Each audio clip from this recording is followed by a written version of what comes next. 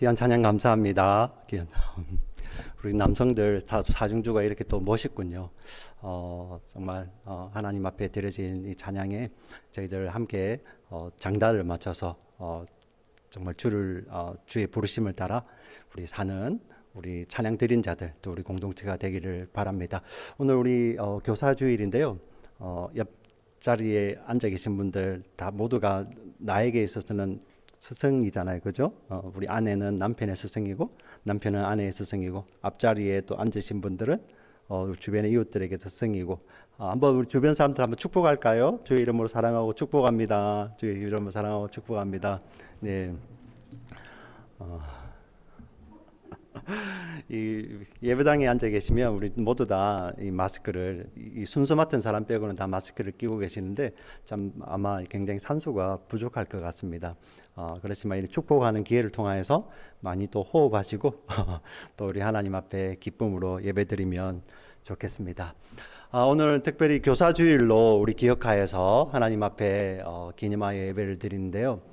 지난 팬데믹 기간 우리 3월 둘째 주일 우리가 3월 8일 주일부터 까지 예배를 드리고 3월 이제 15일 작년 3월 15일 주일부터 우리 이제 주일학교가 교회에서 예배를 드리지 못했습니다.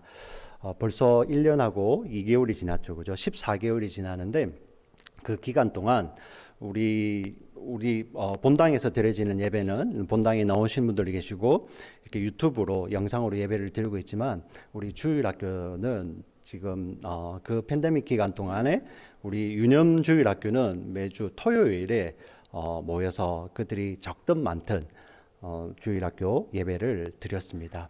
참 감사하죠.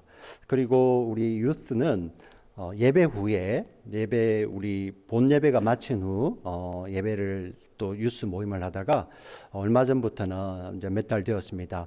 주일날 7시 반으로 시간을 옮겨서 유스들이 함께 모여 하나님을 찬양하고 말씀을 나누는 그런 시간을 가지고 있습니다.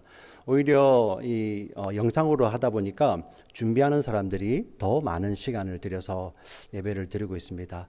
얼마나 감사한지 모르겠습니다. 그 어려운 기간 동안 우리 교회를 사랑하셔서 이끄신 하나님께 감사를 드리고 또 이 일을 위해서 자신의 삶을 들여서 수고하고 헌신하시는 우리 교사분들께 감사를 드리며 우리 공동체가 모두 하나님께 영광의 박수를 한번 드리면 좋겠습니다.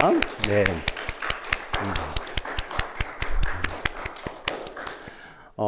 지금 우리 교회의 아이들의 대부분이 아직 초등학교, 중학교, 고등학교는 학교를 나가지 못하고 집에서 온라인으로 수업을 하고 있습니다. 자, 그러면서 우리 부모님들이 우리 자녀들을 바라보며 이제 깨달은 것이 있습니다. 요즘 우리 자녀들은 핸드폰이나 또 스마트폰이죠. 스마트폰이나 아니면 태블릿 PC 그리고 일반 PC가 거의 그 아이들에게는 신체 일부가 되었어요. 아마 우리 부모님들 대부분이 이제 공감하실 것입니다. 이제 아이들을 다 키우신 부모님들은 아유, 다 옛날 일이지 뭐 생각하시겠지만 그래도 아마 새록새록 생각나실 거예요. 거의 신체의 일부가 되어서 이거 없으면 뭐 우리 아이들이 못 사는 거 이제 알게 되죠. 자, 그러면 우리 부모님 생각에는 야, 예전 같으면 이런 코로나 팬데믹이고 학교를 못 갈 때 공부를 못 했었을 텐데 이제는 너무나도 아이들이 자연스럽게 인터넷에 접속하여서 많은 공부를 할 수 있는 그런 여건이 갖춰져 있습니다. 그러면 우리는 기대하죠, 그죠? 야, 아이들이 이 기회에 그동안 학교 공부, 학교 다니려고 왔다 갔다 하면서 들였던 시간, 그리고 뭐 여러 이렇게 그 의미 없이 소모되는 그런 시간들, 이제 거기 시간을 쓰지 않으니까 우리 아이들이 더 학교 공부를 열심히 하겠구나. 그동안 못했던 것들을 보충하겠구나. 그런 기대를 우리 부모님들 대부분이 가지고 이렇게 팬데믹 기간을 맞이 이렇게 지나왔습니다. 그런데 거의 100이면 한 99 정도는 부모님들이 뒤에 알죠, 그죠? 우리가 그동안 속고 있었구나. 예, 우리 자녀들이 정말 자기의 몸의 장기 일부와 같은 그러한 장치들을 이용해서 부족한 공부를 하는 것이 아니라 다른 것을 하고 있다는 것을 이제 성적표가 오면은 이제 알게 됩니다. 성적표가 오면은 뭐 저희 집만 이야기하는 거 아니에요. 제가 우리 팬데믹 기간 동안 부모님들하고 통화를 하면서 어떻습니까? 뭐 거의 대부분이에요. 제 친구 목사님 가운데서는 그 딸만 둘이 있는 친구 목사님이 있는데요. 특별히 뭐 아들보다 딸들이 조금 수월하잖아요. 예, 그래서 우리 딸은 정말 뭐 이렇게 손갈기 없다. 너무 잘한다는 거예요. 예, 저 굉장히 부러웠습니다. 이야기할 때. 근데 얼마 전에 조금 지났죠. 제게 연락이 와서 목사님 나 그동안 속고 있어서 네. 자, 그러면서 우리 부모님들 안타까워합니다. 정말 필요한 시기에 우리 아이들이 배워야 될 것을 놓치고 이 시간을 지나가면 어떡하나 하고 굉장히 안타까워하는데 뭐 거의 다 공감하실 것입니다. 자, 그렇다면 우리 교회 교육은 어떨까요? 교회 교육은 굉장히 참 이렇게 우리 교사 학교 선생님들이 열심히 하시지만 우리가 지나고 보면 참 우리 자녀들에게 그러한 기회를 열어두지 못하는 것에 대해서 굉장히 많이 미안하고 또 많이 부족함을 느끼며 참 이렇게 안타깝죠. 예. 자, 그런데 우리 여기서 한번 생각해 보고 싶은 것이 바로 이것입니다. 사실 뭐 학교 교육이 중요하다, 교회 교육이 중요하다, 어떤 중요도를 놓고 드리는 말씀이 아니라 차이가 한 가지 있더라고요. 우리 부모님들이 자녀들이 이렇게 학교 교육에 잘 따라가지 못하는 것에 대해서는 굉장히 안타까워합니다. 예, 막 동화를 하다 보면 그 부모님의 그 절절한 마음이 막 제게 막 밀려와요. 막 공감이 가고, 예, 그렇습니다. 네. 누구나 다 그럴 것입니다. 그런데 우리 교회 교육을 향하여서는 정말 죄송한 표현입니다만은 그러지 못한 것이, 예. 만약에 설문조사를 해본다고 하면은 여러분 이러한 시기에 이런 팬데믹 기간에 우리 아이들에게 우리 자녀들에게 교육이 제대로 제공되지 못하는 것에 대해서 안타까워하십니까? 그런 설문을 한다면은 만약에 물어본다면 대답은 뭐 이렇게 예스라 할 수 있겠지만 우리가 평소에 가지고 있는 생각을 쓰라고 한다면 거의 대부분이 쓰지 못하는 것이 현실 아닙니까? 네. 그러면서 제가 굉장히 많이 고민을 하게 되었습니다. 그러면서도 또 한편으로 이 가운데 지난 우리 교회에 돌아온 발자취를 돌이켜보면 여러분 이 줌으로 모이는 거 어른들도 힘들어합니다. 예, 어른들도 우리 목장 모임을 해봐도 매주 모이는 거 쉽지 않습니다. 어른들이 모이는 것도요. 예. 그런데 우리 어린 아이들 데리고 모이는 거 정말 쉽지 않습니다. 그것을 시간을 지켜서 그것도 그냥 어쩌다 한 번이 아니라 시간을 정해놓고 드리는 거 정말 쉽지 않습니다. 우리 유스들도 마찬가지입니다. 유스들도. 예. 근데 거기에 우리 헌신하시는 우리 선생님들이 너무나도 고마웠습니다. 너무나도 고마웠고, 그런데 이 시간이 이렇게 길어지는데 어떻게 해야 될까? 네. 하나님 앞에 계속 질문을 던졌습니다. 하나님, 이 시기를 우리는 어떻게 해야 됩니까? 네. 근데 하나님께서 어떤 방법보다는 오늘 본문의 말씀을 저에게 생각나게 하셨어요. 오늘 본문의 말씀을. 그리고 오늘 본문의 말씀을 깊이 묵상하게 하셨습니다. 이 말씀을 가지고 한번 이 코로나 시대 그리고 코로나 이후에 우리 교회 교육에 대해서 우리 부모님들과 함께 공감이 가는 하나님이 주시는 한번 답을 한번 찾아보기를 원합니다. 먼저 오늘 본문에는 우리가 잘 아는 두 사람이 등장을 합니다. 사무엘은 우리 교회 주일학교를 다니는 어린이 친구들은 사무엘이 누군지는 다 알아요. 네. 그리고 뭐 우리 미국에서 이제 영어 이름 사무엘이 굉장히 많지 않습니까? 그 샘이라고 불리는 그 샘이 그 사무엘의 줄임말이죠, 그죠? 사무엘이 나오고 그리고 엘리라는 사람이 나옵니다. 오늘 본문에 사무엘은 나이가 한 12살 정도 되었습니다. 그리고 엘리라는 이 사람은 나이가 지금 한 90세 정도 전후가 됩니다. 90세 전후가 되죠. 그리고 이 엘리는 대제사장이며 그 당시 이 왕들이 없던 시대에 하나님의 말씀을 따라 하나님의 백성들을 다스리는 사사였습니다. 예, 엘리가 대제사장이고 사사인 시대, 이때 사무엘은 12살 전후가 되어 지금 성전에서 어떤 제사장 역할을 하는 것이 아니라 이 엘리 대제사장을 수종드는 아이였어요. 어떤 아이냐면은 그냥 이제 심부름하는 거죠, 그죠? 엘리 대제사장이 뭐가 필요하다면은 갖다 주고 이거 잔 심부름하던 그러한 아이입니다. 자, 이 두 사람이 오늘 본문에 등장을 하는데 이 시대를 지금 사무엘상 3장 1절은 이 시대에 대해서 지금 설명을 하고 있습니다. 이 시대가 어떤 시대인지 같이 한번 읽어보도록 하겠습니다. 3장 1절 같이 읽겠습니다. 시작. 아이 사무엘이 엘리 앞에서 여호와를 섬길 때에는 여호와의 말씀이 희귀하여 이상이 흔히 보이지 않았더라. 네, 여기서 보시면 사무엘이 엘리를 섬기고 있을 때 그때 그 시대를 이렇게 설명합니다. 여호와의 말씀이 희귀하여 이상이 흔히 보이지 않았더라. 여호와의 말씀이 희귀하였다라는 이 말씀은 사실 어떤 말씀일까요? 두 가지 의미를 담고 있겠죠. 특별히 하나님께서 직접 말씀하시는 것이 적었다. 아주 드물었다. 하나님께서 직접 말씀하시는 것이 아주 드물었다라는 말씀 의미도 담고 있습니다. 그리고 또 한 가지가 있어요. 사실 하나님께서는 이스라엘 백성들을 향하여서 이렇게 직접 말씀하시는 것과 함께 한 가지를 더 주셨어요. 예. 그리고 실제로 우리가 이제 성경을 읽어보시면 창세기를 읽어나갈 때 하나님께서는 그 믿음의 조상들과 친구처럼 대화하셨는데 어느 순간이 되면은 그런 대화를 이제 안 하시죠. 그리고 어떻게 되냐면은 달라집니다. 바로 모세 때 하나님께서는 당신의 계명과 율법을 주세요. 예. 우리 시내산에서 하나님께서 직접 그 선지자 모세를 통하여서 계명과 율법을 주시는데 우리가 잘 아는 십계명이 있죠. 그리고 우리가 잘 아는 그 율법의 말씀들이 있습니다. 그 계명과 율법에는 그것은 바로 하나님의 성품이 담겨 있습니다. 하나님의 성품이 담겨 있는 계명과 율법을 우리는 그것을 뭉쳐서 뭐라고 이야기합니까? 말씀이라고 하죠. 하나님의 말씀.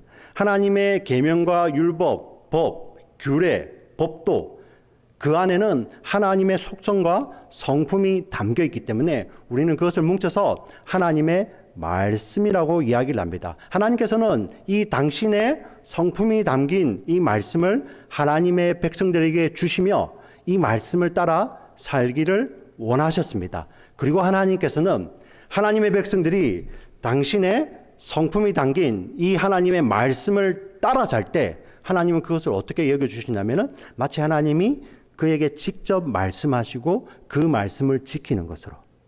예. 하나님께서 그렇게 여겨주셨어요. 네. 자, 말씀이 희귀하다라는 것은 바로 하나님께서 직접 말씀하시는 것이 줄었다는 의미도 가지고 있지만 동시에 그 시대를 이야기하는데 하나님의 백성들이 이미 있는 하나님의 말씀을 따라 사는 것이 희귀하다는 것이에요. 네.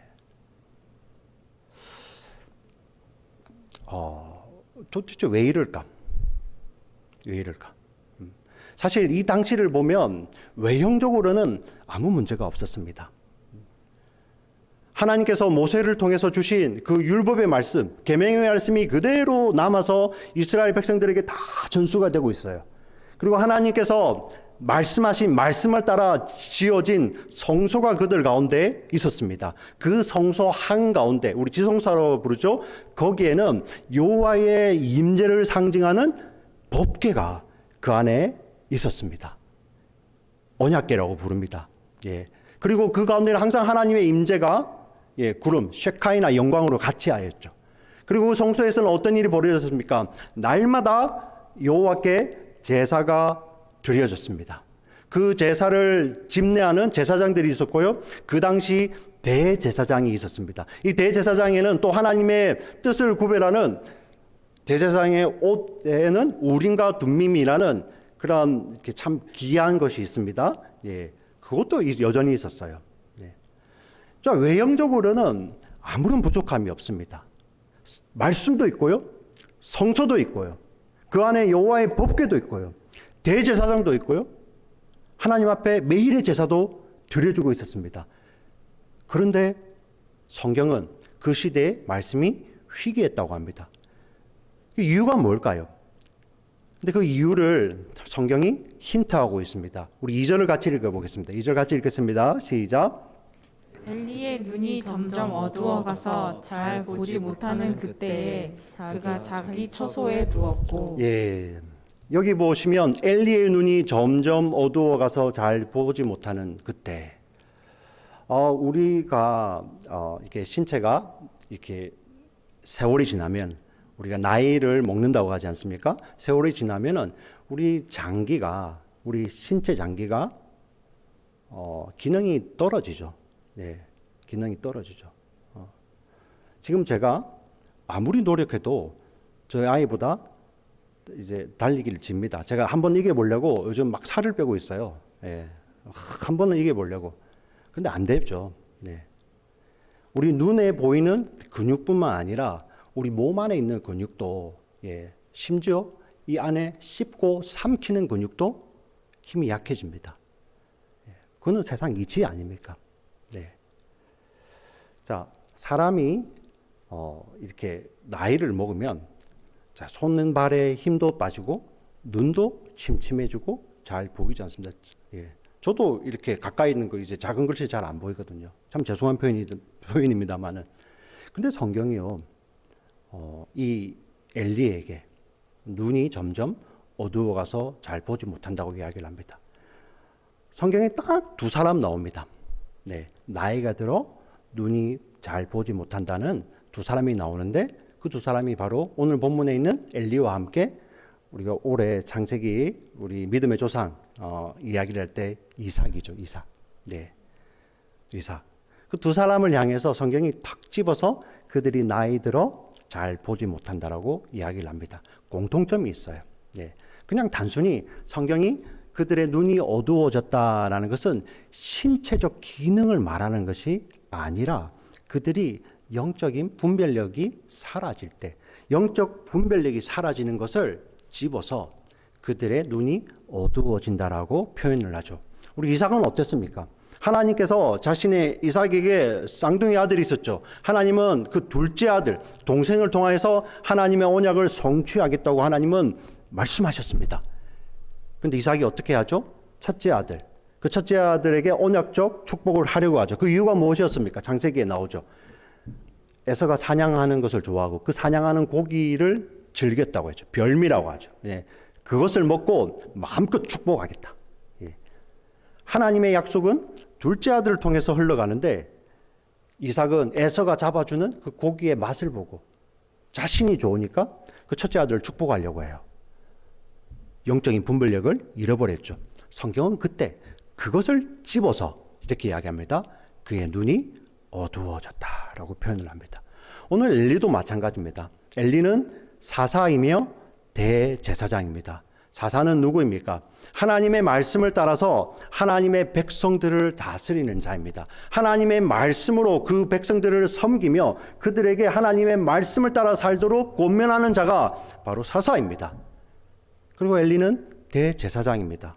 대제사장이 무엇입니까? 네, 여러 가지가 있겠지만 그 중에 가장 대표적인 것이 그 백성들의 죄를 대신하여 중보하여 하나님 앞에 나아가 대신 회개하는 자입니다.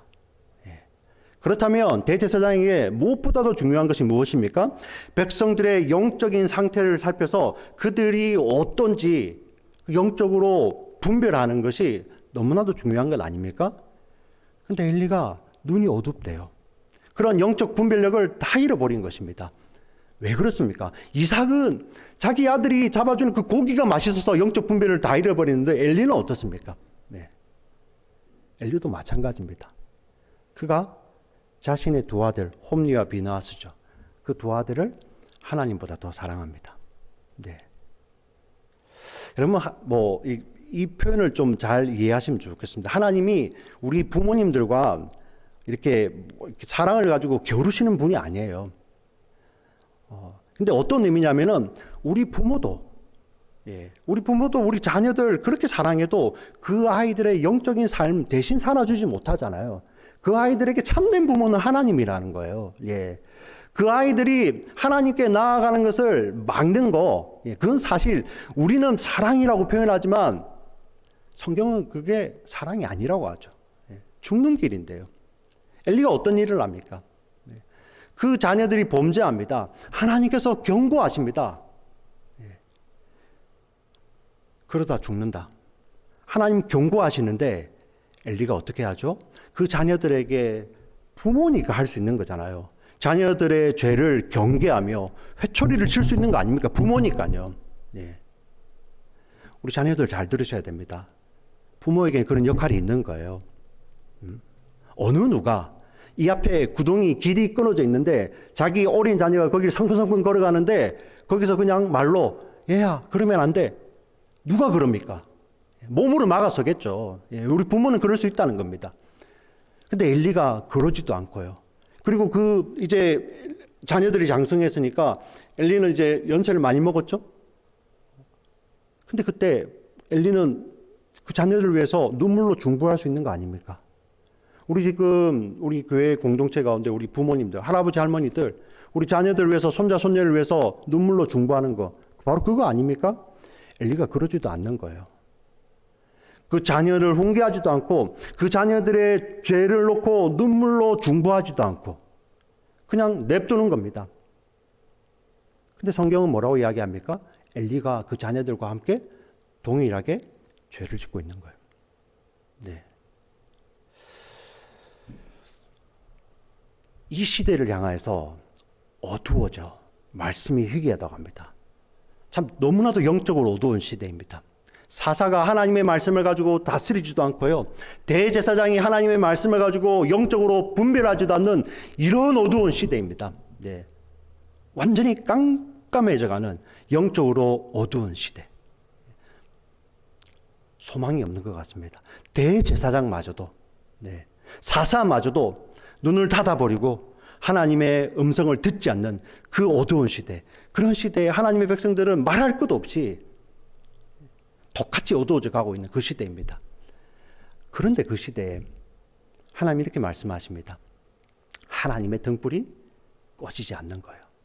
그 시대를 사랑하시는 하나님의 등불이 꺼지지 않는 것입니다. 그 등불이 비치는 자가 있습니다. 그가 누구입니까? 바로 어린 사무엘입니다. 우리 3장 말씀을 같이 읽겠습니다. 3절 말씀을 같이 읽겠습니다. 시작. 하나님의 등불은 아직 꺼지지 아니하였으며 사무엘은 하나님의 궤에 있는 여호와의 전 안에 누웠더니. 예, 그 어두워져가는 그 시대에 그 시대를 밝히는 하나님의 등불은 꺼지지 아니하고 여전히 비추는데 누구를 주목하여 비춥니까? 바로 사무엘입니다. 12살 정도밖에 안 되는 우리 지금 초등학교 4, 5학년 정도밖에 되지 않는 그러한 사무엘을 주목하여 보고 있는 것입니다. 단순히 사무엘이 어렸기 때문은 아닙니다. 어떻게 알 수 있냐고요? 우리 사무엘 3절에 보시면 사무엘은 하나님의 궤에 있는 여호와의 전 안에 누웠더니 사무엘이 지금 누워 있는 곳이 하나님의 궤가 있는 여호와의 전 안이라고 이야기를 합니다. 잘못 오해하시면 안 됩니다. 하나님의 궤가 있는 곳은 지성소죠. 거기에 사무엘이 누워 잤다는 이 의미가 아닙니다. 예. 이것은 어떤 이 문맥상에서 지금 대조하고 있는 거예요. 바로 앞에 2절을 보세요. 엘리는 어디에 누워 있습니까? 그때 그가 어디에? 자기 처소에 누워 있죠. 사무엘은 어디에 누워 있습니까? 여호와의 전 안에 누워 있죠. 사실 2절에 이건 당연한 거 아닙니까? 엘리는 자기 처소에 누워 있고 사무엘도 자기 처소에 눕는 거죠. 그렇지 않습니까? 근데 그렇게 기록하지 않았죠.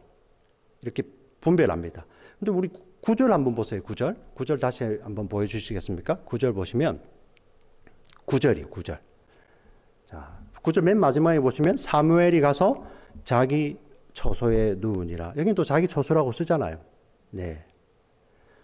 자, 2절 3절에도 엘리가 자기 처소에 누워 있고 사무엘도 자기 처소에 누워 있다. 이렇게 성경이 기록을 해도 아무런 문제가 없습니다. 근데 굳이 사무엘이 여호와의 궤가 있는 성전 안에 누워 있다고 이야기를 합니다. 사실 이것을 우리가 조금 더 생각을 해봐야 됩니다. 이것은 공간을 말하는 게 아니에요. 공간. 지금 엘리가 나이가 아주 많이 먹었죠. 엘리 대제사장이 밤에 사무엘아 부르면 사무엘이 달려갈 수 있는 그 거리예요. 이게 바깥 공간에서 이게 가능합니까? 아니죠. 예, 사실 공간적으로는 엘리와 사무엘이 지금처럼 우리가 뭐 이렇게 방음이 완벽한 집은 아니지 않겠습니까? 방은 아니겠죠.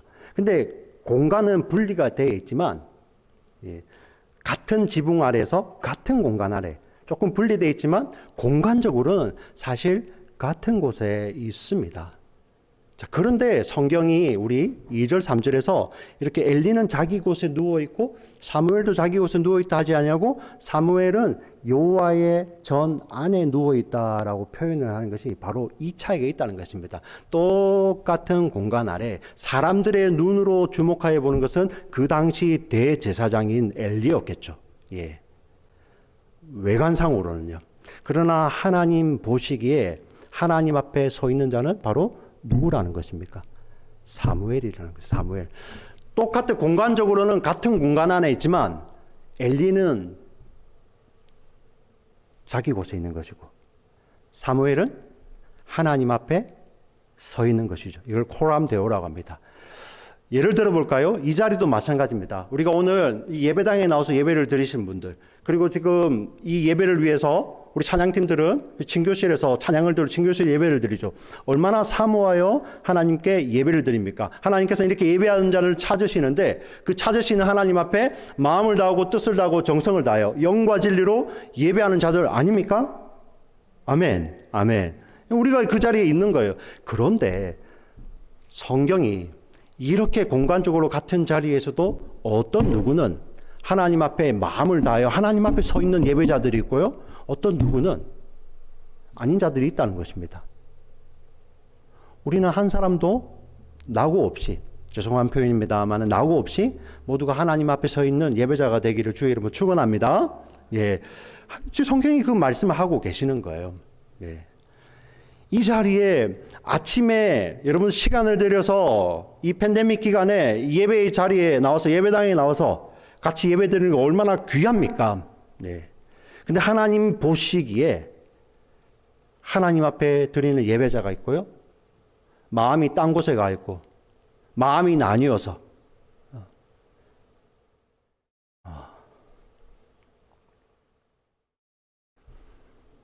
자기의 곳에 가 있는 자들도 있다는 것입니다. 네.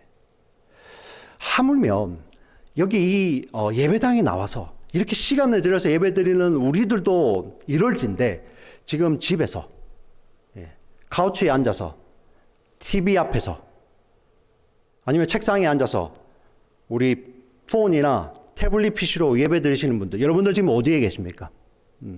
여러분들 지금 뭐 앉아 계신 곳이 어디입니까? 제가 감히 묻습니다. 여러분들이 앉아 계신 곳이 TV 앞이 안 되기를 바랍니다. 그것은 공간상 TV 앞이지만 여러분 하나님의 임재 앞에 계시는 거예요. 명심하셔야 됩니다. 우리 학생들 학교에서 연구실에서 그 자리에서 폰으로 볼 수 있습니다. 공간상 그렇다는 것입니다. 그러나 그곳은 하나님의 임재 앞입니다. 엘리는 대제사장이고 그 대제사장의 옷을 입을 수 있는, 예복을 입을 수 있는 자이고 지성소에도 들어갈 수 있는, 1년에 한 번 지성소에도 들어갈 수 있는 자입니다. 그리고 그 성소에서 지금 하나님의 궤가 머물리는 성소 안에 머물 수 있는 자입니다. 근데 성경은 그를 향하여 자기 조수라고 이야기를 합니다. 어떻게 알 수 있습니까? 사무엘이 등장을 하잖아요. 사무엘은 똑같은 공간 안에 있지만 오히려 보면은 엘리를 수종드는 잡심부름하는 아이에 불과하지만 그는 누구 앞에 있다는 것입니까? 하나님 앞에 서 있다는 것입니다. 예. 오늘 우리가 정말 하나님 앞에 서 있는 예배자로 서기를 소망합니다. 예. 우리 직분 맡으신 분들, 네. 여기 직분 뭐 예외가 없습니다. 우리 교사들, 다른 어떤 것보다도 우리는 예배자입니다. 네. 왜 그렇습니까? 하나님은 이렇게 예배하는 자들을 뭐 하신다고요? 찾으십니다. 찾으십니다. 네. 우리는 하나님 앞에 예배자입니다. 예배자. 다른 어떤 것을 우리 교사들이 그 교사의 사역을 감당하기 전에 우리가 잊지 말아야 될 것은 바로 우리는 늘 하나님 앞에 있는 예배자라는 것입니다. 우리가 줌으로 아이들을 인도할 수도 있겠습니다. 네. 전화할 수도 있겠습니다. 그때도 우리가 기억해야 될 것은 바로 우리는 하나님 앞에 서 있는 예배자라는 것입니다. 우리 교회가 이런 예배 의식이 회복되었으면 좋겠습니다. 예배당에서 예배 드리는 자들 마찬가지고요. 지금 집에서 유튜브를 통해서 예배 드리는 자들도 이 예배 의식이 회복이 되고요. 이 예배 의식이 회복되는 가운데 여러분들의 발걸음을 성령께서 우리 이 전으로 인도하시면 나와서 함께 예배 드리는 그런 예배가 회복되기를 주의 이름으로 축원합니다. 아멘. 지금 이 말씀이 이것을 지금 분별하고 있는 것입니다. 이것을. 예. 자, 그리고 또 말씀으로 가보겠습니다. 우리 4절 5절 말씀을 또 읽어보겠습니다. 4절 5절 같이 읽겠습니다. 시작. 여호와께서 사무엘을 부르시는지라 그가 대답하되 내가 여기 있나이다 하고 엘리에게로 달려가서 이르되 당신이 나를 부르셨기로 내가 여기 있나이다 하니 그가 이르되 나는 부르지 아니하였으니 다시 누우라 하는지라 그가 가서 누웠더니 예, 이 하나님 앞에 서 있는 사무엘을 하나님이 부르십니다. 예. 근데 사무엘은 그 음성이 하나님의 음성인지 아직 구별할 수 있는 경험이 없었어요. 어떻게 보면 엘리가 가르쳐주지 않았던 것일 수도 있습니다. 예. 사무엘이 엘리를 수종드는데, 죄송합니다. 사무엘이 엘리를 수종드는데, 정말 죄송한 표현이지만 사무엘이 엘리를 수종되는 이유는 하나님께 드리는 거잖아요. 근데 엘리는 그것을 어떻게 보면 당연시했겠죠. 네. 그리고 정말 그 엘리는 그 사무엘이 하나님 앞에 서는 것, 하나님의 음성 듣는 것을 가르쳐 주지 않았다. 저는 이 모습을 보면서 우리 교회가 이러면 어떡하지? 네. 너무 두려웠습니다. 네. 정말 이 시대에 교회가 이렇게 많고요. 교회가 내놓는 콘텐츠는 얼마나 많습니까? 유튜브에 그리고 여러분들 컴퓨터에 성경 프로그램이 얼마나 많습니까? 설교는 얼마나 많습니까? 네. 그런데 그때 정말 우리 자녀들에게 제대로 가르쳐 주지 못하면 어떡하지? 네. 이 엘리를 보면서 너무 두려운 거예요. 우리 교회가 그 역할을 감당하지 못하면 어떡하지? 하는. 어떻게 보면은 저는 이 말씀이 그냥 저를 찝어서, 우리 교회를 찝어서 이렇게 하시는 말씀 같더라고요.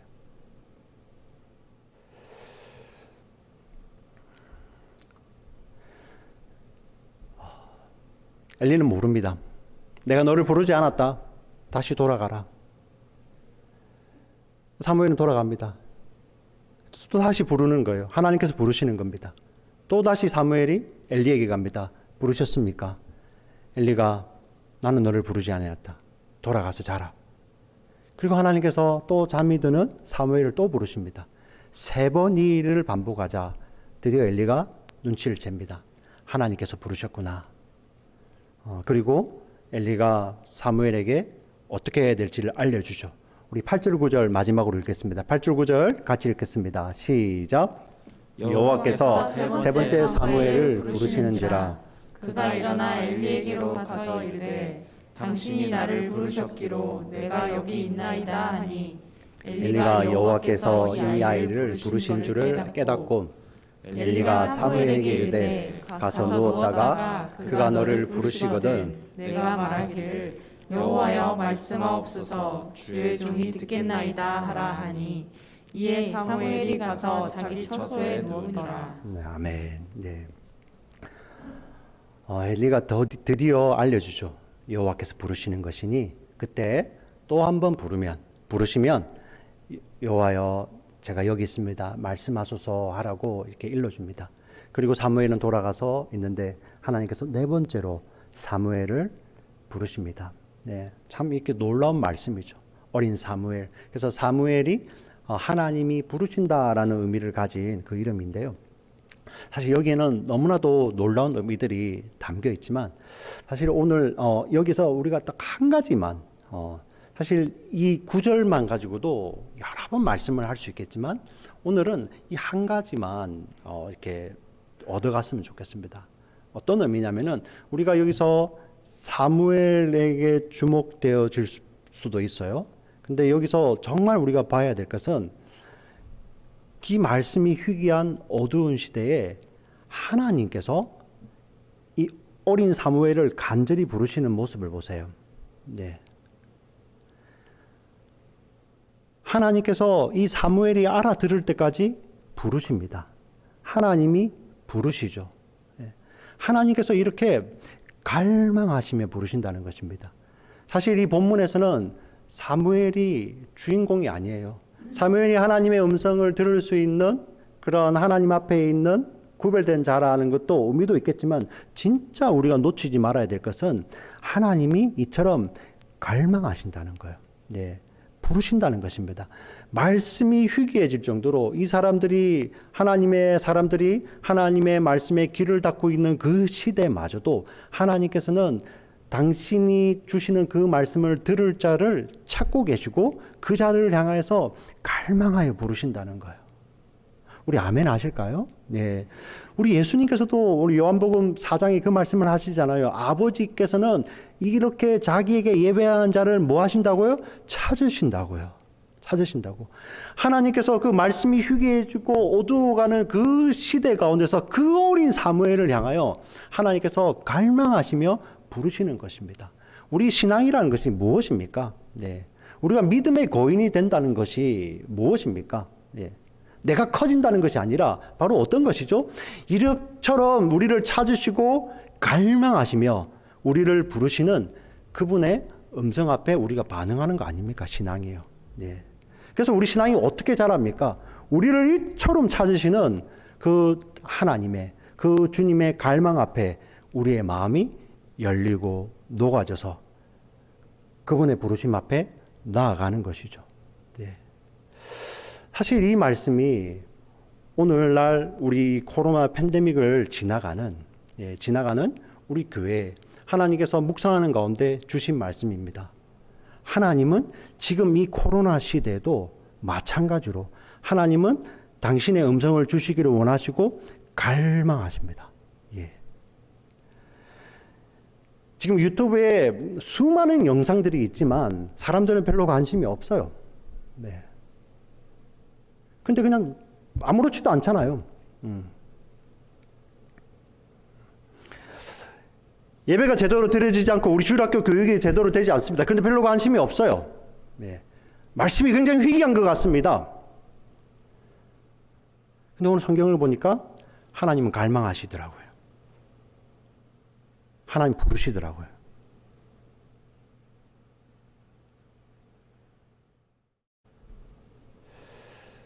아, 이거구나.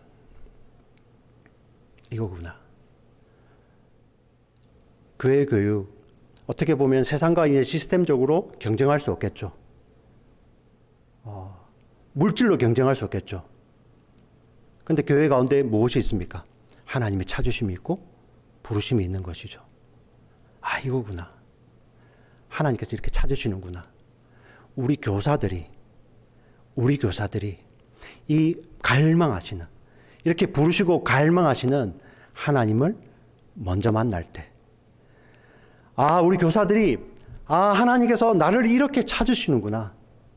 어린 사무엘을 이렇게 부르시듯이 하나님께서 지금 나를 이렇게 찾으시구나. 하나님께서 나를 이렇게 갈망하여 부르시는구나. 이것을 깨달을 때 주일학교 소망이 있어요. 네, 주일학교에. 왜 그렇습니까? 그 간절히 부르시는 하나님을 만난 자들의 눈에는요, 우리의 자녀들이 그냥 지나가는 자녀들 보이지 않습니다.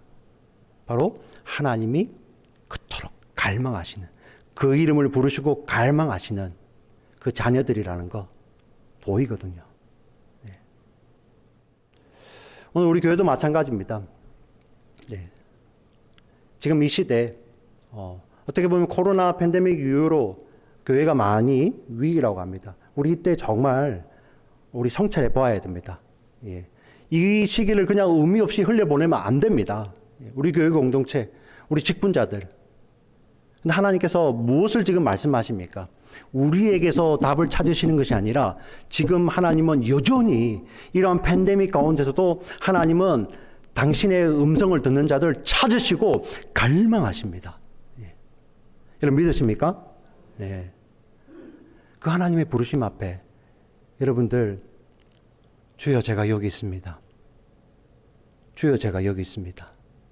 말씀하셔서 제가 듣겠습니다.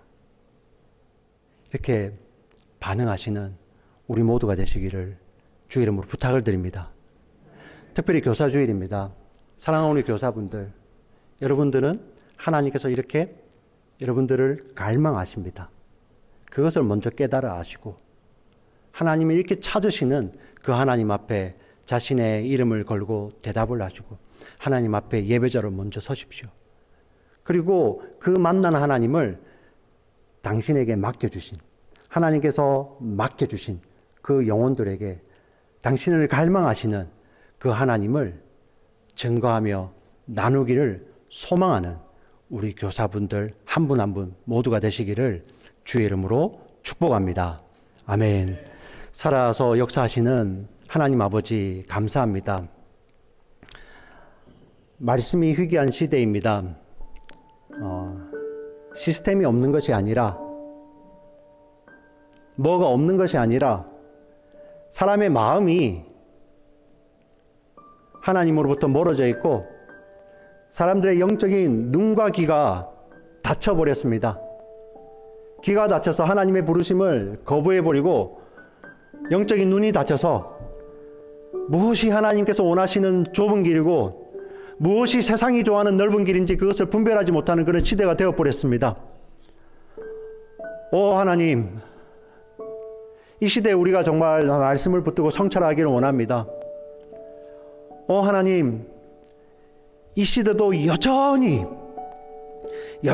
갈망하시며 그 부르시는 하나님을 만나기를 원합니다. 교회가 세상보다 시스템이 뒤처질 수도 있겠습니다. 세상이 더 많은 물량으로 더 화려하게 좋은 것을 가지고 우리의 자녀들을 부를 수 있겠습니다.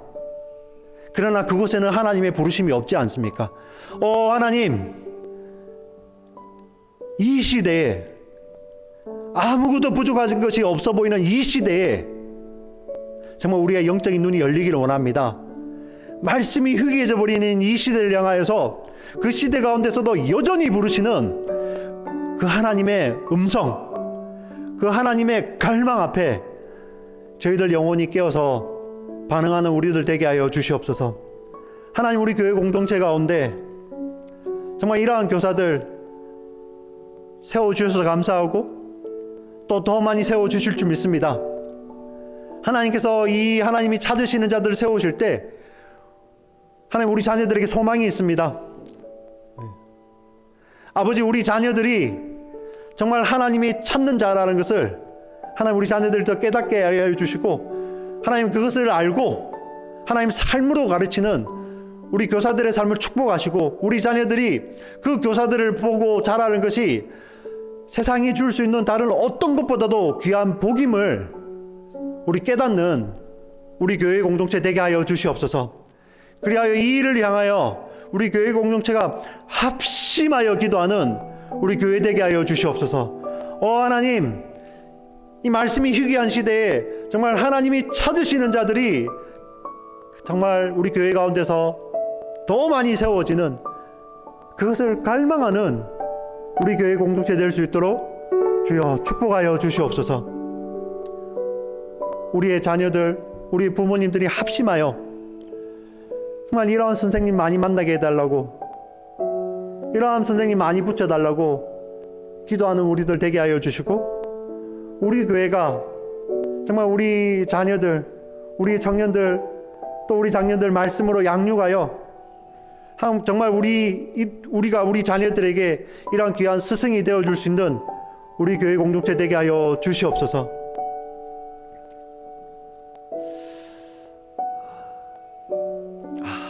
하나님, 하나님 정말 다른 어떤 것보다도 찾도록 찾으시는, 부르시도록 부르시는 이 하나님의 갈망 앞에 우리 반응하는 우리 모두 될 수 있도록 주여 축복하여 주시옵소서.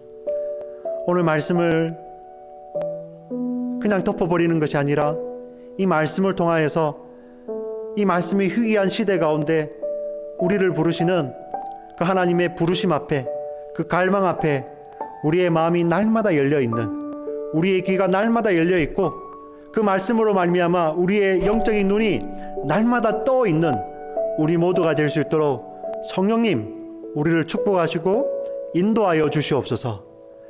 살아계신 예수 그리스도의 이름으로 기도합니다. 아멘.